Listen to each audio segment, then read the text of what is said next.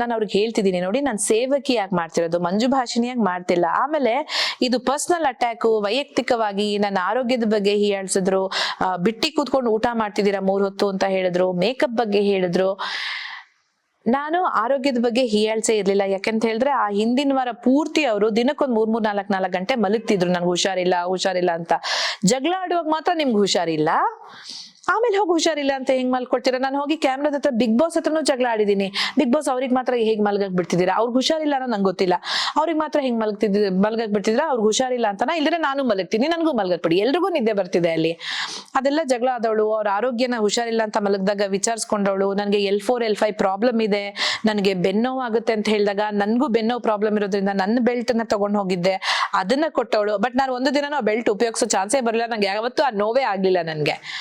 ನೀವ್ ಅಷ್ಟೆಲ್ಲ ಒಬ್ರು ನನ್ನ ಬಗ್ಗೆ ಕೇರ್ ಮಾಡಿರುವಾಗ ನಾನು ಕೇಳೋದು, ಆಯ್ತು ನಿಮ್ಮನ್ನ ಹೀಯಾಳಿಸಿ ನನಗೆ ಏನ್ ಸಿಗುತ್ತೆ? ಎಕ್ಸ್ಟ್ರಾ ವೋಟ್ ಸಿಗುತ್ತಾ? ನಾಮಿನೇಷನ್ ಸಿಗುತ್ತಾ? ಇಮ್ಯುನಿಟಿ ಸಿಗುತ್ತಾ? ಏನ್ ಸಿಗುತ್ತೆ? ಅಥವಾ ಸ್ಯಾಟಿಸ್ಫ್ಯಾಕ್ಷನ್ ಸಿಗುತ್ತಾ? ಆ ಥರ ಸ್ಯಾಟಿಸ್ಫೈ ಆಗುವಂತ ವ್ಯಕ್ತಿ ನಾನಲ್ಲ.